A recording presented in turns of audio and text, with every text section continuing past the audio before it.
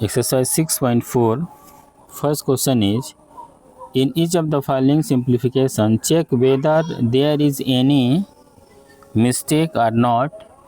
If there is a mistake, then write the correct expression. ठीक है, जैसे एक क्वेश्चन दिया हुआ है, मान लीजिए क्वेश्चन नंबर ए दिया यहाँ पे,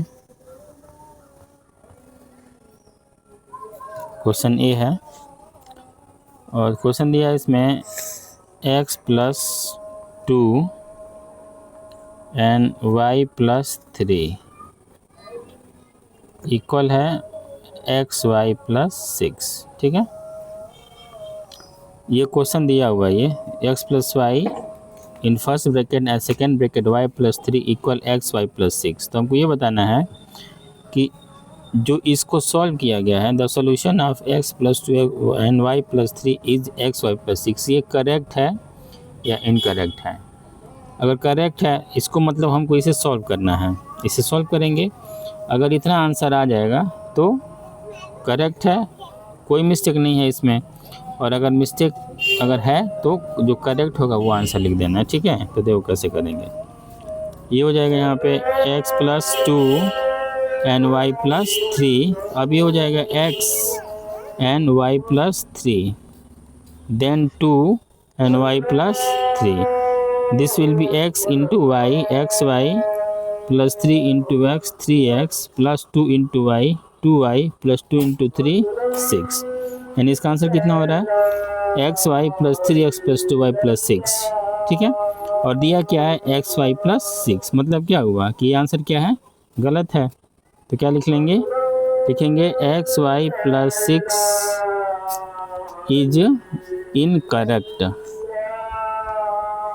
incorrect and correct answer is, correct answer क्या दिया हुआ है, करेक्ट आंसर ही है, इसको लिख लेना है हमको। यहाँ पे लिख लेंगे कि xy + 3x + 2y + 6, 3x + 2y + 6, ये हमारा करेक्ट आंसर हो जाएगा। ठीक है, ऐसे हमको और क्वेश्चन इसमें करते जाना है। जैसे मान लो दूसरा इसमें दिया हुआ है a + 2 equal a + 2 whole square and equal है फिर से a² + 4a + 4, ये इतना दिया हुआ है। ठीक है, तो हम क्या करेंगे, पहले इसको सॉल्व करेंगे, इसको सॉल्व करेंगे और इसको सॉल्व करेंगे। मतलब we have to solve all the left part, right part and middle part, तीनों सॉल्व करेंगे। देखें किस कोई दो इसमें सेम आएगा, डिफरेंट है वो उसका मिस्टेक वाला आंसर हो जाएगा। तो हो जाएगा ए, यहाँ क्वेश्चन है a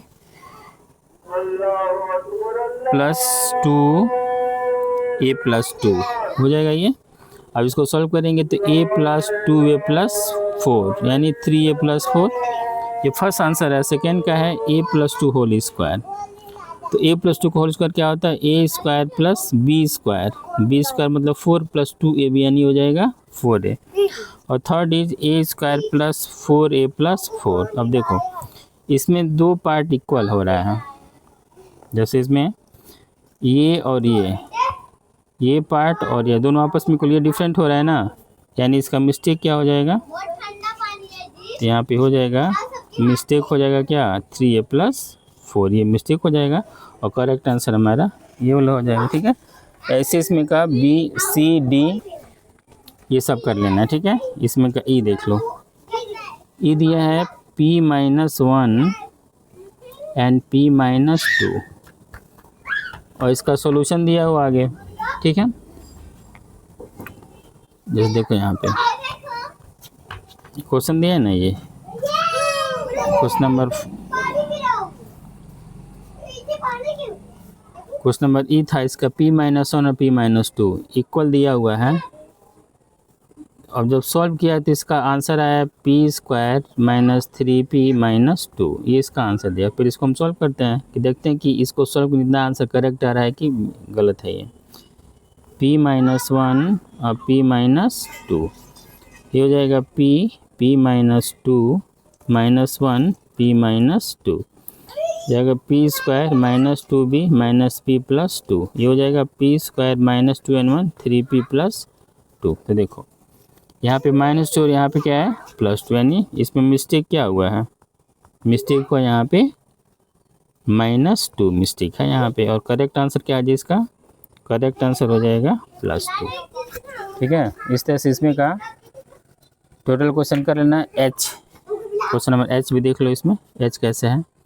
एच दिया है 1/2 12m minus 4n plus 2p, इसको हमको सॉल्व करना है। और आंसर दिया हुआ है 6m minus 2n plus p, मतलब इसका सॉल्यूशन दिया है इतना, तो देखना है कि हमको इतना आंसर आएगा नहीं इसको सॉल्व करना। देखो इसको मल्टीप्लाई करते हैं, 1/2 into 12m minus 4n into 1/2 plus 2p, तो 2 6 जा 12, 2 2 जा 4, ये कितना हुआ 6m minus 2n plus 2p।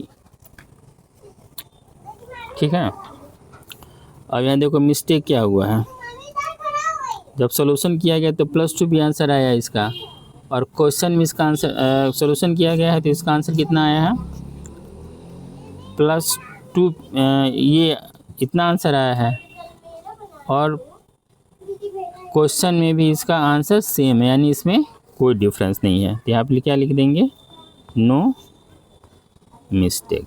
ठीक है, ये क्वेश्चन नंबर फर्स्ट हुआ पूरा।